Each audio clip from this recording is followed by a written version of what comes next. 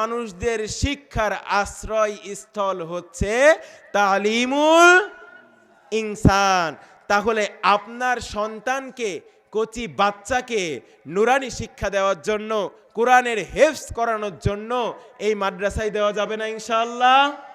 এখন এই মাদ্রাসায় যে দিবেন, মাদ্রাসাটা পাকা করা লাগবে কিনা? অবশ্যই করা লাগবে।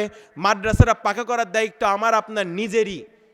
ভাই, আপনি মারা গেলে এই যে মসজিদ মাদ্রাসায় আপনি যেটা দিয়েছেন এইটাই কিন্তু কাজে লাগবে, আর কোনো কিছু কাজে লাগবে না।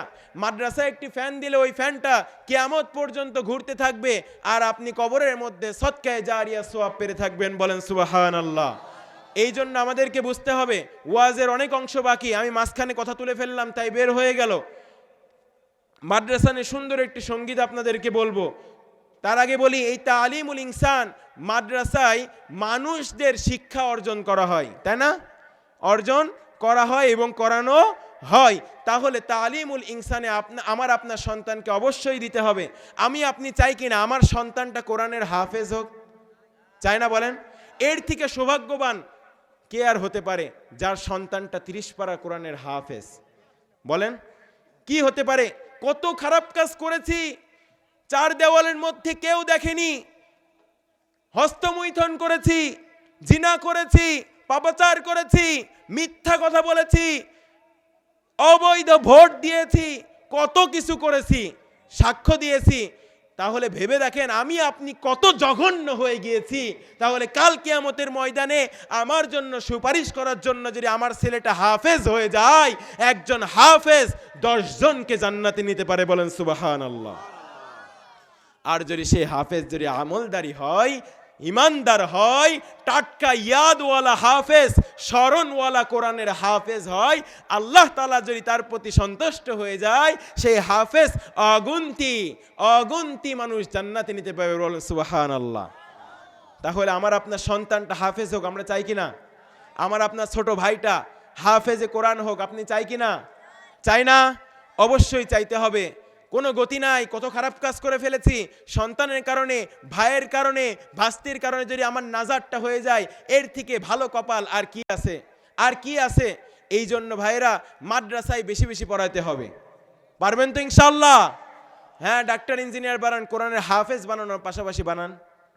সকল কিছুই দুনিয়াতে লাগবে, তাই না? ডেলিভারি করার জন্য হাসপাতালে নেওয়া লাগে, ডাক্তার তো দরকার। বাড়ি করার জন্য ইঞ্জিনিয়ার লাগবে, কম্পিউটার ঠিক করার জন্য ইঞ্জিনিয়ার লাগবে, সফটওয়্যার ইঞ্জিনিয়ার, কম্পিউটার ইঞ্জিনিয়ার, তারপরে হচ্ছে টেক্সটাইল ইঞ্জিনিয়ার, সকল কিছুর দরকার আছে। দুনিয়ায় চলতে গেলে সকল কিছুই দরকার আছে। কিন্তু হাফেজ হওয়া ফরজ না, আলেম হওয়া ফরজ না। কিন্তু আল্লাহ তাআলা ডিসকাউন্ট অফার দিয়ে রাখেছে যে একজন আলেম যদি ভালো আলেম হয়, আমলদারি হয়, জানতে জানতে জানোয়ার না হয়ে মানতে মানতে মানুষ হয়, তাহলে সে আলেম হাজার হাজার মানুষ জান্নাতে নিতে পারবে। বলেন সুবহানাল্লাহ। তাহলে আমি এখানে বক্তা হিসেবে এসেছি, আল্লাহ যদি আমাকে কবুল করে, আমার মাধ্যমে হাজার হাজার মানুষ জান্নাতে যেতে পারবে কিনা? বলেন, পারবে না? অবশ্যই ইনশাআল্লাহ পারবে। ভিতরে হিম্মত আছে, হিম্মত থাকতে হবে, ঈমানি চেতনা থাকতে হবে যে হ্যাঁ অবশ্যই পারবে। সেই ছোট্ট থেকে আল্লাহর রাস্তায় পড়াশোনা করেছি, হাফেজ হয়েছি, কারি হয়েছি, ইসলামী সঙ্গীত শিল্পী হয়েছি, বক্তা হয়েছি, মাওলানা হয়েছি, আল্লাহর রাস্তায় জীবনটা শেষ করে দিলাম। কেন জান্নাতে যেতে পারবো না? অবশ্যই পারবো। এমনকি মাহফিলের সবাইকে একসাথে নিয়ে গিয়ে ওই জান্নাতের মধ্যে আমরা আবার একটা মাহফিল করব। বলেন সুবহানাল্লাহ। চাই কিনা আমরা? অবশ্যই তো চাই। তাহলে আমাদের ভ্রাতৃত্ব বন্ধন স্থাপন করতে হবে। কি স্থাপন করতে হবে? ভ্রাতৃত্ব বন্ধন।